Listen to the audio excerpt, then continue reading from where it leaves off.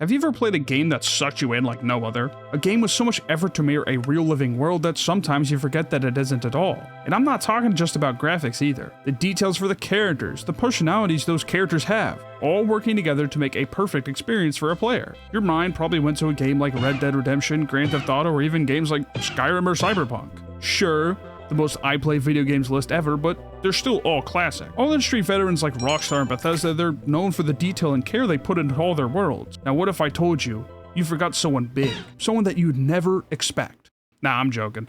Square Enix might be one of the biggest bag fumblers of all time.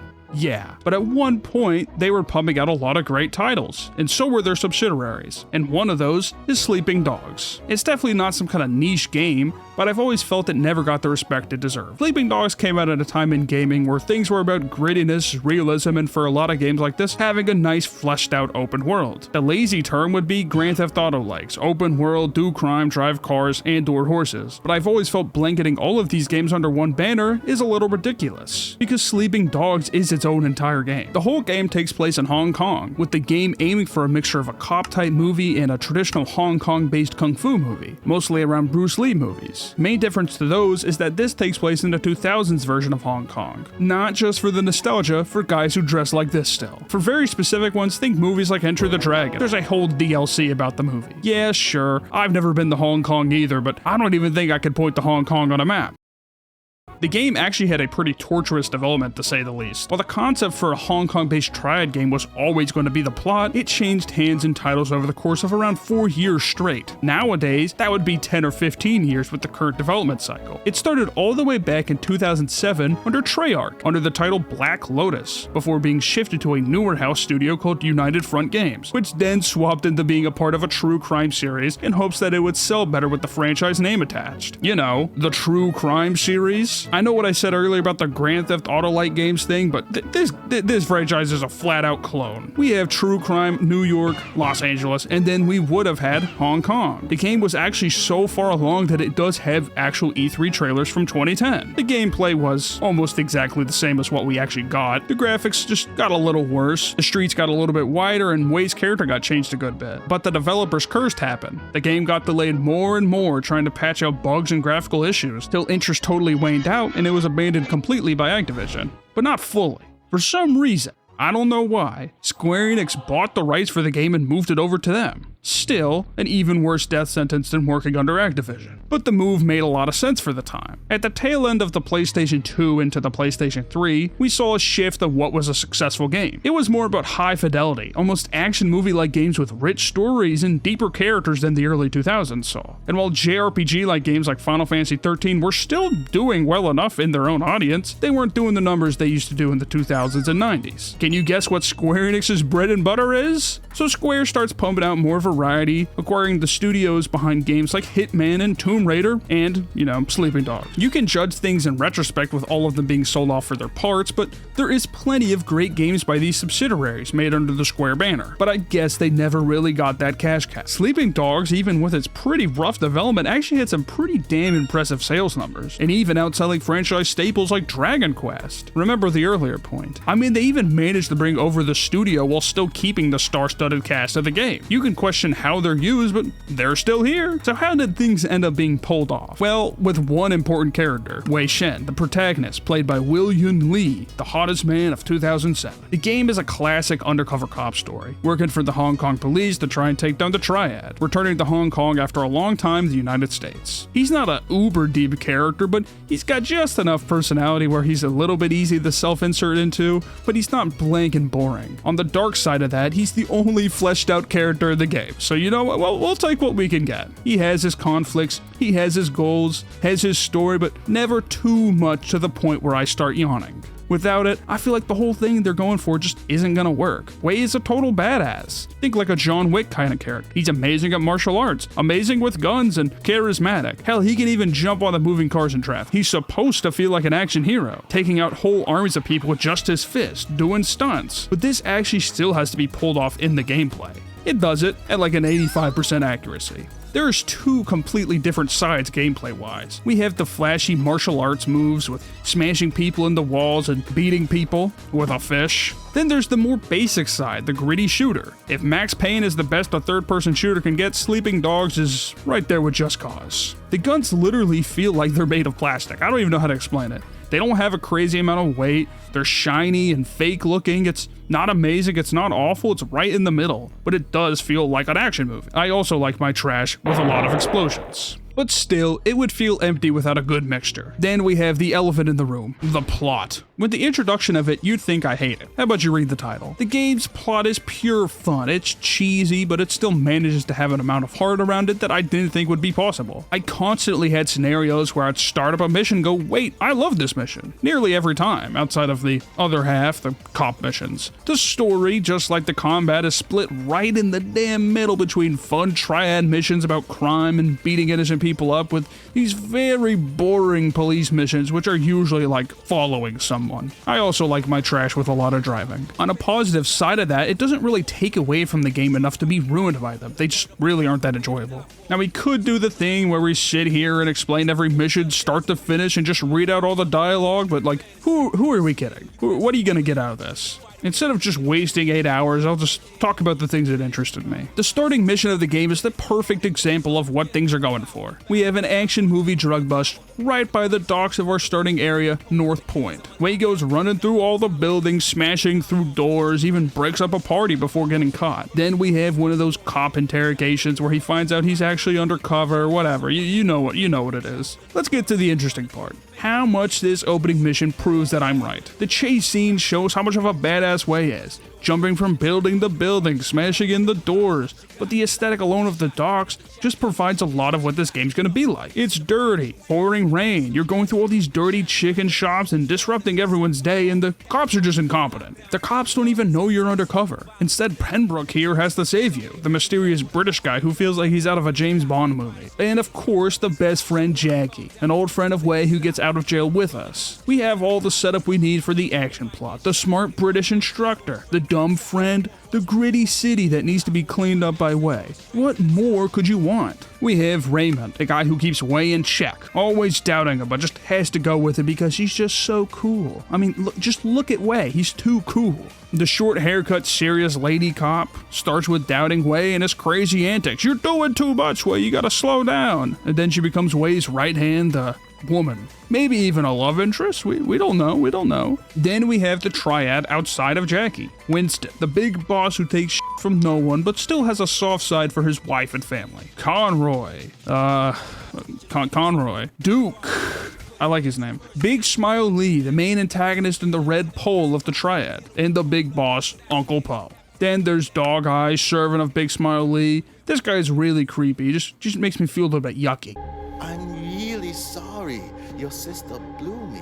Outside of our characters, North Point is just what you'd expect from a starting city. Poor, desolate, lack of hope, pretty dirty. We have endless buildings with sprawling wires everywhere, alleyways full of criminals and massage parlors. Everyone there wants out, but most just live their simple life. No place matches this vibe better than the night market, and the game clearly understands that point. One of the first missions takes place here. It's got the neon lights, it's got the street vendors. The street vendors are screaming at you. Cheap bootleg clothing that you can even buy. Food stalls. The vibes here are great. It's one of the first places we really get to spend time in North Point. It's kind of that staple sort of area you think of when you think of a city like Hong Kong, or really any major Asian city, since there's that sort of hectic market that's just not that popular over here in the West. Mrs. Chu's restaurant, owned by Winston's mother, which acts as our triad hideout. Club Bam Bam, which has one of my favorite early missions in the entire game. Then we got the martial arts gym ran by Mr. Sifu here, where you learn new combat moves from these animal statues. All our less visited places like this nice little park here, and of course we got a lot of dingy alleyways, usually with a massage parlor, but I never went into one of those. But there is one more place that really ties North Point together. Wei's apartment. Look at this place. It's got a kitchen, air conditioning, windows, a TV hooked up to the police network, and New York, $5 million. I mean, does your apartment come with a Bruce Lee suit? I don't think so.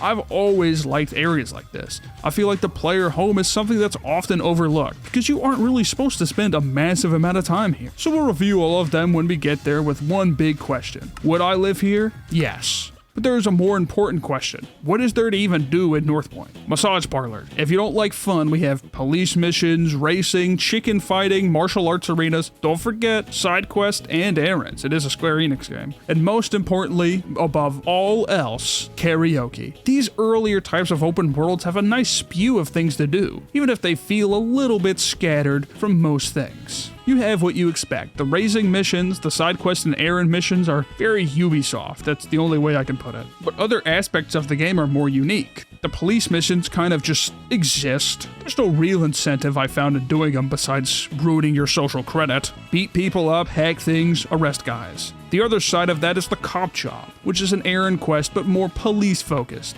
which are a bit more unique, but the rewards still suck. The errands, on the other hand, are very important because they are the fastest and easiest way to raise our face level, which is just the general player level. There's 3 of these, by the way. Yeah, 3. Triad, police, and face. While face is something closer to a notoriety level like you would see in like the honor system, Triad and police are mission based, but let's hold off on that for just a minute so we can get back to another trip to the massage parlor. Your face level caps off certain things, like better cars, cooler clothes, and the most precious item, the Bruce Lee battlesuit from Game of Death. While our errands are usually very short, fun little missions for face, side quests are, exactly what it says. Usually a fun side activity, but it has multiple stages, so not an errand. Most notably, the Death by 1,000 Cuts minigame where you have to beat up a bunch of people with poison knives, beating up all these monks at a temple, or, okay, you get it. We have things like karaoke, which is a very big part of Asian culture and just the Asian city life. Chicken fighting, even gambling, but only on this one boat. Aren't I a cop or something? And lastly, the martial arts arenas. Just arenas where you fight guys and get cool outfits like this Bruce Lee suit.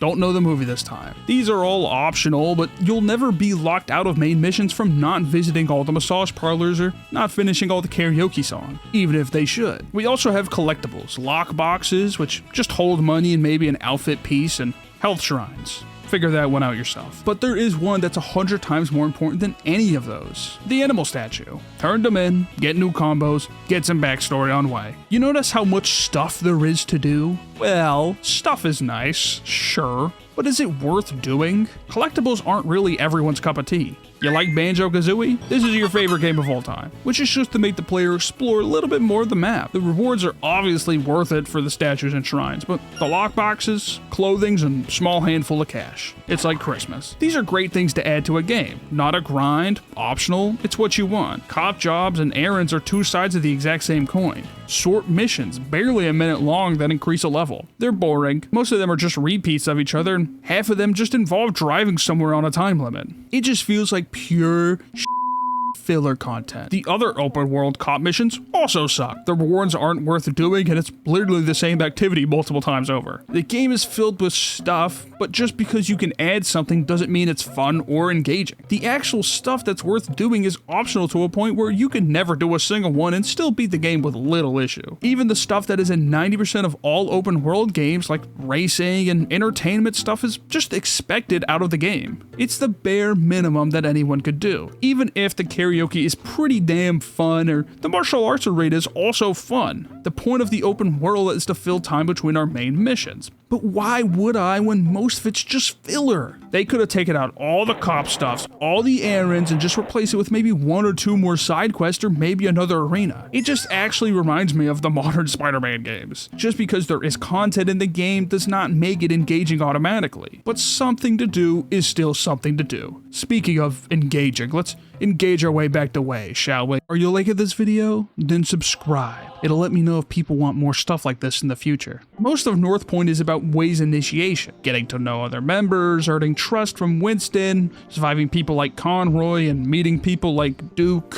You know Duke. We have a lot of fun and pretty unique missions spread out to open the game. A mission where we drive a bus. Why do games love these missions so much? And of course, one of the coolest missions to ever exist, a huge fight at a nightclub. God, this being so early on shocked me to my core as a kid. It was maybe the single coolest thing I've seen in my entire life outside of SpongeBob. You can smash people into a damn giant fish tank. You can smack people with the fish in the fish tank. Sing the Clash. They didn't have to make it so the dance floor broke when you threw people on it, but they did. You could even smash someone's head into a speaker and it pauses the music for a second. And this also works as a way to show off the other two systems, the Triad and Police level. In combat-based missions, any sort of counters or finishing moves gives you a Triad score, while following the law and not messing up parkour or driving gives you a Police score. Pretty simple. These are our two other levels outside of our face, so we've come full circle. Every single mission uses both, and both have good upgrades that are worth putting the effort in for. The game is full of these really interesting mission sets that in other games would be brushed past or not really utilized as well. It's like they looked around a room and thought, what can we kill someone with in here? One really good example of this is actually the tutorial for the guns. Rather than just having some pop up on your screen during a mission, instead, we get a whole unique set that teaches how to use the controls. We have this crime scene. Pembroke sets it up to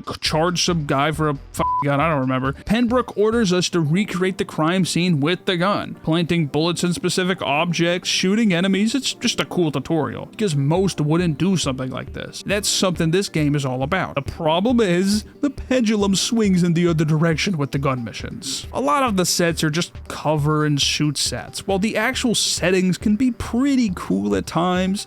We do have some Max Payne slow-mo shooting too. It's still just bland compared to the martial arts, let's just be honest. I mean, the real question is, what do you expect? I don't think most games do more than cover and shoot, and games that do aren't split with two completely different parts of the gameplay. Still, it's done in a way that it always is going to sprinkle a little bit of the martial arts back in, usually having the player find the guns ourselves, so it does feel a little bit good flow-wise. Also, the reticle is just awful. I've seen a lot of reticles in my time, and this one just takes the cake as the worst reticle I've seen in my entire life. I mean, what is this even supposed to represent? Is my sight just a giant square that says figure it the hell out? It changes between weapons, sometimes, but the pistol is the worst out of all of them. Thankfully, I'm a top 500 Overwatch player, so it's just not a problem. Just wait till you get to the car combat. The first section mostly takes place in North Point, as I said, but slowly moves to the lavish city of Central. Ever been? This is where the high life of Hong Kong is. The streets are clean, the cars are nicer. There's malls and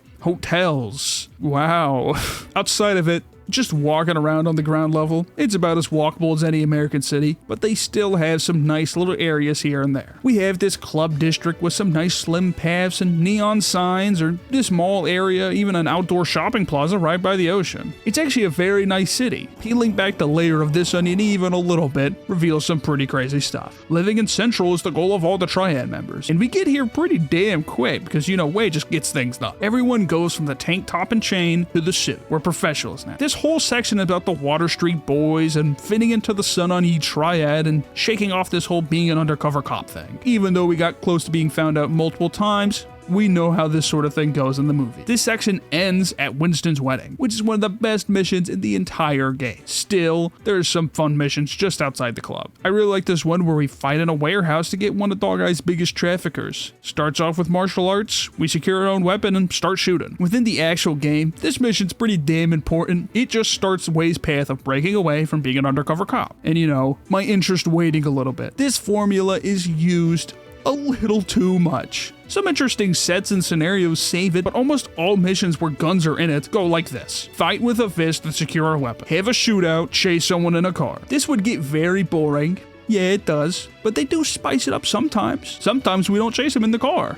I think almost all open world games become formulaic at some point, beyond the top of the genre. And even sometimes they flop, because the fact is, you're not just supposed to sit there and do every single mission back to back with no exploration in between. Those side things I spoke about earlier are just trying to incentivize the player from avoiding this sort of playstyle. Otherwise, you might get tired of the formula. The Winston's wedding follows the exact sort of formula, but no driving, just pure fighting and violence. Winston's getting married. Shooting happens immediately. We break into a window and immediately get into battle. This sets off some pretty big things in the plot regarding the rival triads, specifically with the 18K, which is headed by, you guessed it, Big Smile Lee. Just by playing, I never really figured out whose territory is Sun On Yee or not, but maybe they share eventually. The setting alone is pretty violent. Innocents getting killed left and right, chandeliers being dropped on people, using knives and cleavers, and it shifts from things being about the inner triad rankings to being more about triad on triad violence. The gunplay alone in this section gives me such heavy John Wick vibes. Am I crazy? Guy in a suit going from cover to cover in this massive space, one guy versus a billion? Maybe even a Pluto-esque 3D type of thing, I don't even know. We don't get a lot of these massive open spaces in the game. We usually get a lot of tighter corridors or just large rooms for martial arts, but rarely for the gunplay. It doesn't even fall into the shooting gallery type of format because we do have to move around a good bit. We even have multiple enemies on multiple floors that are shooting at you still. It's the best gunplay any of the missions get. I think the part that makes it so damn memorable is that Winston dies here. If you asked anyone who's played this game what mission they remember, it's gotta be the wedding. This is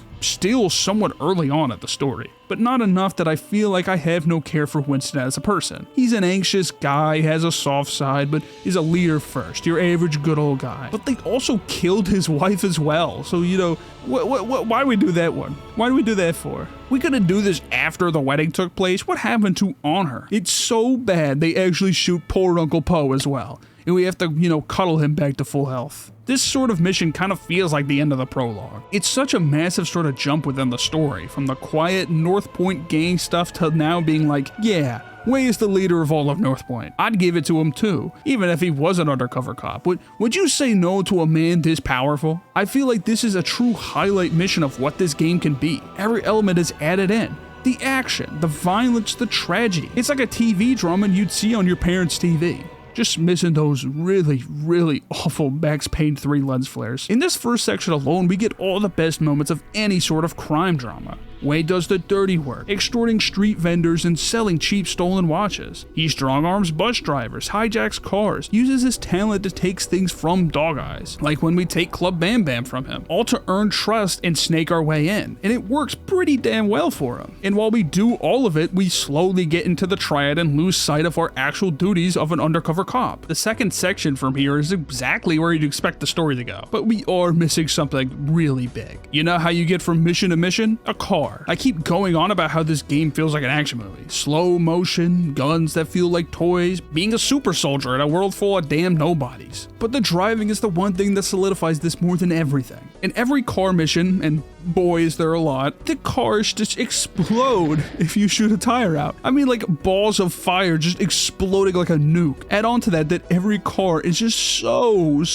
glitchy. Take this clip for example. Absolute insanity. The turning for the cars is so precise. The cars barely drift. You could slam into other people and they just explode as well. And you could just jump out of the car and hijack things whenever you want. Who the hell is this guy? Most cops can't even run down the street without running out of breath. This guy's a John Wick from, John Wick 2. We do a lot of all of this, and it goes tenfold in the next section. This section is all about Wei as a red pole. He gets Winston's place, becomes a true Sun On Yee triad member, and we get to meet all the other red poles. This is all because Uncle Po gets shot, rest in peace. We don't have a lot of missions around either of these things, since most of it is split in half even more than it already was. We have both a revenge plot and serving Sonny here. The revenge missions are, maybe they blend together a little bit. Not saying they aren't fun, but if you have massage parlors and both have the same lady out, whatever, you get the point. We hunt down the guy who directly shot Winston, don't even remember his name, I think it's like Ratman or something. It takes place in an oceanside warehouse and we get some pretty brutal kills. I don't even know I can show this. We now have to hunt down Dog Eye, the real main event of the story.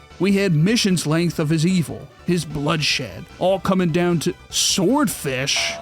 Electric eels? What the hell happened in this developer office? Well, if it doesn't count as a kill for Batman, it doesn't for us. I'm sure this is something you can walk off pretty easy. Both of them take place in some sort of seaside warehouse. The Dog Eyes mission alone genuinely feels like it's just straight up from a movie. But instead of engines and cars, it's fishland. You keep getting locked in these rooms and have to fight a bunch of guys, then, get locked in a room and fight a bunch of guys, and you won't believe what happened next. I think the overarching thing these missions end up teaching us is, good God, is Winston's mother a psychopath? She cartmans the first guy and feeds it the damn dog eyes. There isn't even a Tom York on the other end or something. It's just kind of a little bit disturbing. Who knows what she does the dog eyes after this cutscene? Maybe a little bit something like this. These missions kind of completely cut off that original formula I was complaining about. Fist, gun, car. There was enough that they blended together without me actually realizing how many of them there is. Everything after this kind of feels like a fever dream. I don't even know how to explain it. The missions get stranger, quicker, less repetitive, but you always get that nagging feeling of, what am I even doing? The game sort of teleports itself from helping the Water Street boys to helping Sonny. You know, Sonny, that character we all know. You ever fuck some famous pussy way? I really don't want to help Sonny. Then they just start spitfiring these characters out left and right. Famous music lady, boom. Rapper guy from America. Bet you can tell how they handle that one. Fat dude who tells quips. Multiple women back to back that give their phone number. Don't forget, all the Red Poles we just met, they call this guy Tu Chin Sao. You want to guess why? Keep in mind, this is nearing the latter half of the game. They're just tossing stuff at you left and right. It's like snapping in front of a baby to keep them attentive. But it's not bad. That's the surprising part. I still think it's a bit overwhelming. A lot of games sort of suffer from this at some point. It's that part of the plot where you accidentally resolve a little too much than you planned on, and now you have to throw in characters that existed completely off screen, like Sonny. Still, this isn't Metal Gear, so no corkboard needed. Wei is a red pole. There's a long list of them. Uncle Po is dying and needs his replacement. I voted for Tu Chin Sao. We will come to deeply regret this decision. We just don't want Big Smiley to take it. That's the entire plot for the rest of the game. We also get 2 new player homes. Good God, Wei, you're looking up from here. Poop Land and the Mega Mansion. And both are in 2 cities we haven't even mentioned, even if you know they're there the entire time and can visit them from the start. Aberdeen and Kennedy Town. Both kind of feel similar. Aberdeen feels like a 5% nicer North Point and a bit more of a beach town, a bit cleaner, large areas for walking and shopping. And then there's Kennedy Town. It's where all the rich people live outside the city. Mega mansions, gated communities, clean open areas. We even got this nice shopping center area, one of my favorite areas in the game actually. Add on to that, we have a true beach town feel, but not in that cheap way, more in the vacation beachfront housing kind of way. The one weird thing I can actually think about Kennedy Town is there's not really any massage parlors. Also a parkour errand. Don't know why it came to mind. Our little boat home really feels like rock bottom compared to it. It's dingy, it's stinky, it's lame. We only go here twice. I don't even know why we have it. Then we have the Mega Mansion, shaped like a giant 8. I don't know how else would you describe it. Has way too much open space, and for some reason just no walls are in this apartment. And even with these 2 new areas, almost all the missions till the end of the game still take place in Central, or maybe North Point. As I mentioned before, everything goes to from here. Tu Chin Sao gets in the heroin. Now it still flies by and it feels very random until you finish them all, but we've all had game missions that feel that way. But still, there's some heavy hitters that keep us into things. Because for once, it is not a part of some basic formula. These missions are actually pretty damn unique to each other. A lot of these, though, feel like they were intended to build a character. Like King. He has his own damn mission. It's just him and Wei. We go to the club together, get some girls, even sing some karaoke. But this time, it isn't Club Bam Bam. It's even sketchier. What kind of club looks like this? It looks like something out of Austin Powers. I feel awful for whoever has to clean these carpets and these walls. These missions feel like it was in a way to set up King to be our new Jackie. That me and him were gonna take Hong Kong all for ourselves and reap all the rewards. Then he never shows up again. Where did he go? Why even have the mission in the first place? It does this 3 times, by the way, keep that in mind. We have this mission with this guy, Salty Crab. He's a regular Jack Black. Making quips, being large, breaking stuff in Tu Chin Sao's manner. This guy just never gets a break. The more important part is it feels like Salty and I are gonna take Hong Kong together. He's the one who's gonna be in for the long haul. They even have he never comes back. He never comes back. He just doesn't come back. So who the hell do we get? Why even introduce the people in the first place? It drives me crazy. I'm not even gonna cover the third one. They do this with a love interest since it gives us 3 of them and we never see any of them again. Instead, let's cover Wei breaking into an apartment that plays secret cameras in a girl's bedroom. And since we, the player, control him, that makes us an accomplice. us, because you also watched it happen. None of these missions are boring or bad or really anything wrong. I know in retrospect why we have them, but why so many characters? You have this big list. Why not just use the people that are already in the story to begin with? Why even have Salty Crab when we could have just had a mission with Conroy, Duke, or Tu Chin Sao? Why even have the whole King character when we already have a character like Sunny, who is managing over King anyway? I understand that Sunny's pretty unlikable, I get it, but we know him for 3 missions at most. A lot of open world games suffer from this type of curse. You need a lot of characters to make things feel alive,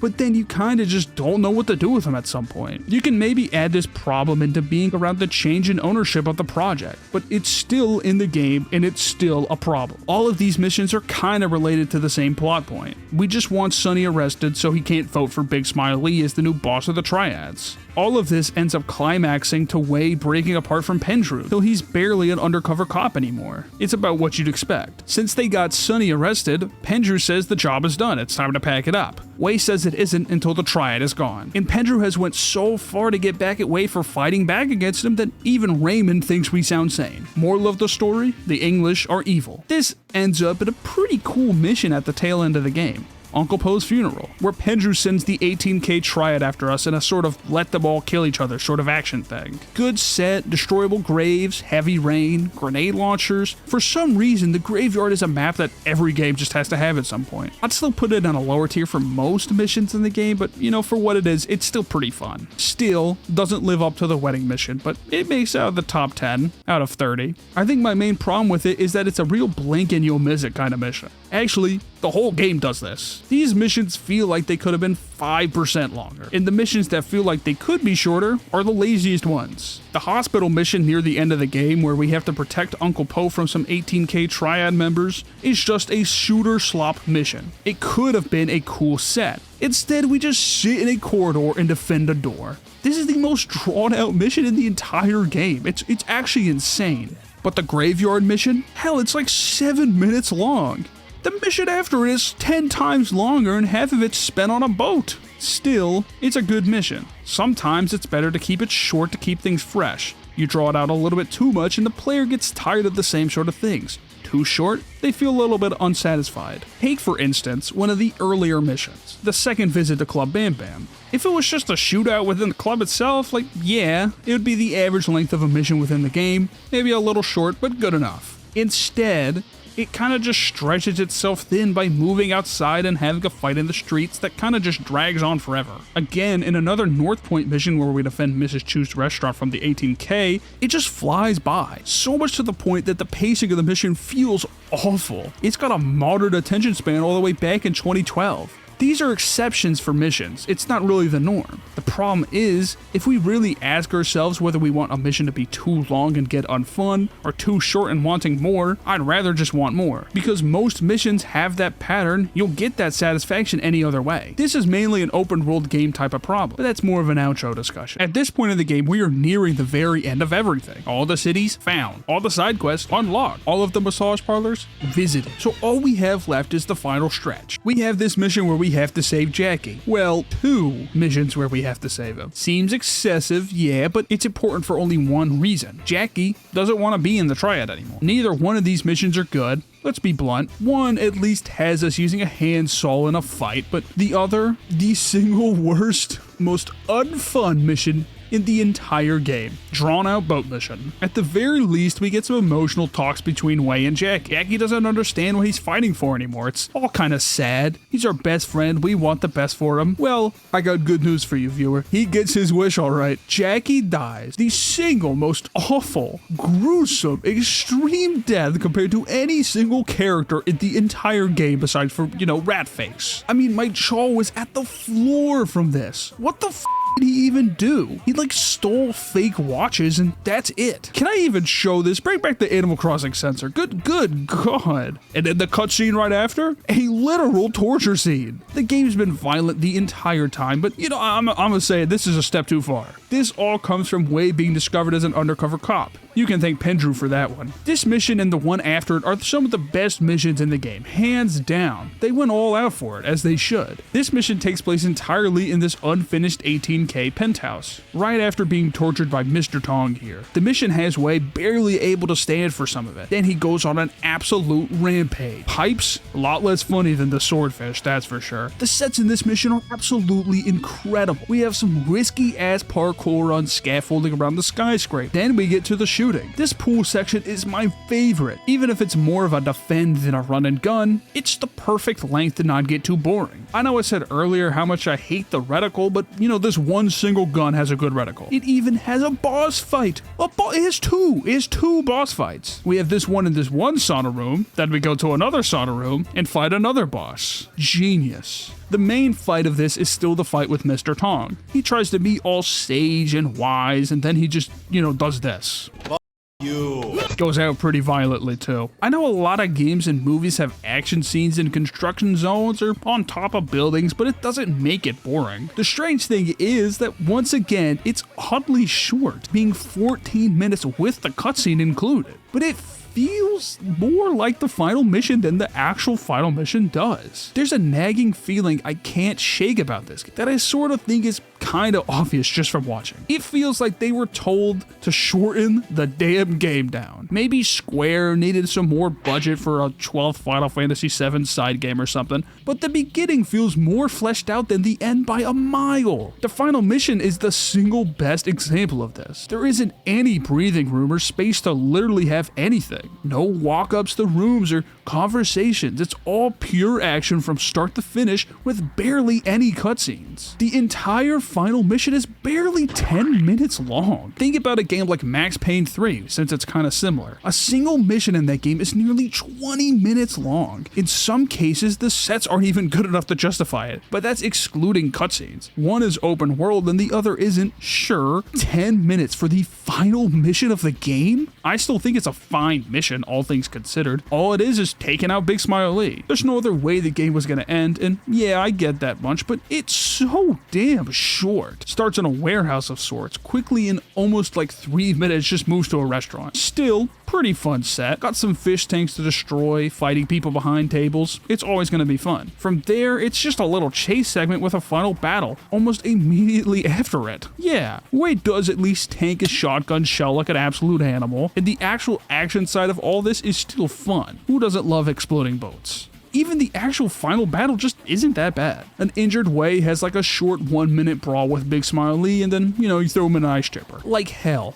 The torture guy's fight was more fleshed out than this, and I don't even know who the hell Mr. Tong is. The Mr. Tong fight actually feels like the final boss of the game. The mission felt like the end, and everything around it had the vibe of this is it. And I don't get why the last mission is so separate from that. Just make it one mission. The restaurant set is like 100 steps down from the construction site. It's maybe like 2 minutes. Do I hate it? No, not really. I think it works fine for an ending. It just feels so off-putting. From the moment Winston dies and the rest of the game is set into motion, it feels like they hit the fast forward button. Things just fly by left and right in a way that all the threads of the story still line up and make sense, but there's this weird lack of punch. The missions themselves are still fantastic. Out of a total of 30 missions in the game, I'd say 24 of them are amazing and memorable. You know how good of a hit percentage that is for a game? But it's just that feeling I can't shake that it just randomly pushes the pace by tenfold. Everyone has seen a TV show that's been canceled in the middle of a season and gets that sort of we just had to end it feeling to it. The actual ending of the story outside of Big Smile Lee dying isn't bad. We get footage of Pendrew killing Uncle Po in the hospital, found out Uncle Po was a rat, then we just lock Pendrew up. It's even got one of those Avengers style sequel setups for some reason. Don't tell away the bad news, I guess. Still, at the end of all of this, I still think the game does a good job getting what it's trying to across. It's got that sort of hyper-violent, nonsensical action plot you'd expect. It has emotion where it needs it. It knows when it's not necessary. It's got a few laughs here and there. Every game needs a Jack Black. Now, even if the game does feel rushed in some ways, I can still feel the energy of a team that was passionate about a project. Sleeping Dogs rarely takes itself too seriously, mostly because it's a triad story, of course it's gotta have to sometimes. but most of the time, hell, 90% of the time, it's very well aware what the player is playing for. Action, violence, massage parlors. But for a game that went through development hell, it's still impressive, but that doesn't mean it doesn't have problems. I know I spent a lot of time just kinda going through the missions and barely touching on that much of the story, because that's what the game does. There's nothing to touch. Best example, we have 3 love interests that never come back for another mission, and one of them is played by damn Emma Stone. Yeah, maybe 2012 Emma Stone isn't 2026 Emma Stone, but it's still her in the game. You could always go back to how many times the game has had to switch up on its original goal to blame these sort of problems on. Maybe in another life they would have missions for these characters. But a game that started development in 2007 and was barely in a playable state outside of trailers by 2010, finished and released in 2012, you know there's going to be a lot of things cut and abandoned from it. The whole game kind of has that vibe to it. It's very clear that the main story was done. Just using some loose sources,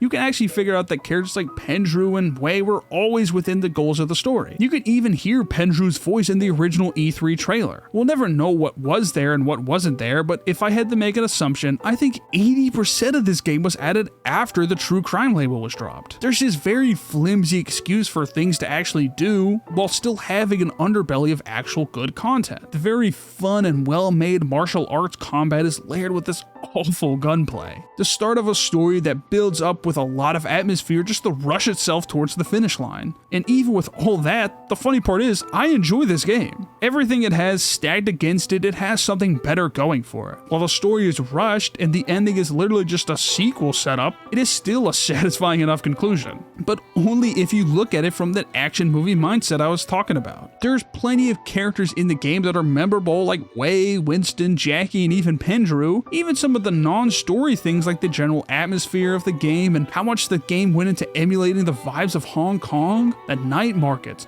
the clubs, the karaoke, the history with kung fu movies. The developers were still passionate within the confines of the rough development, and you can feel it within the game. So the big question is, why was it abandoned? Why'd they give up and forget about such a promising studio? Well, you could do the thing where you blame Square for being a little bit incompetent. That's just kind of the easy way out. But the real answer is that the game existing is a miracle. How many times has a studio changed between companies and still made good games? Rare left Nintendo and made barely anything but slop. The fact that the game went from a sequel to its own product and still sold well means that they had something going for it. At a time, there was actually a sequel planned for the game. It even has a spin-off and had plans for a movie. The spin-off, Triad Wars, was the only thing that really got anywhere, having a closed beta test that never made itself into a full game. Triad Wars was supposed to be one of those online-only storyless games that are based kind of loosely off the original. Think something like GTA Online. It actually has a little bit of footage from its open beta, but it never fully came out. From there,